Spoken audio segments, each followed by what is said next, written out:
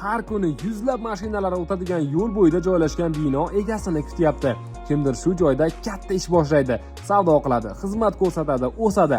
Endi o'sha kimdir siz bo'lishingiz mumkin. Qo'qon shahrining Afg'onbog' ko'chasida avtostansiya yonida joylashgan 400 kvadrat metrli joy sotuvga qo'yildi. Ichida 3 ta ofis xonasi, dam olish joyi bor, remonti yaxshi, barcha kommunikatsiyalar ulangan. Bu joy ayniqsa avtoservis yoki qurilish mahsulotlari bilan shug'ullanuvchilar uchun ayni muddao. Yonida metan zapravka, oldidan kuniga yuzlab mashina o'tadi. Istasangiz rayka, gipsokarton, armatura, temir mahsulotlari do'koni qilsangiz ham bo'laveradi. Narxi $32,000 baholanyapti. Yana kelishsa bo'lar ekan.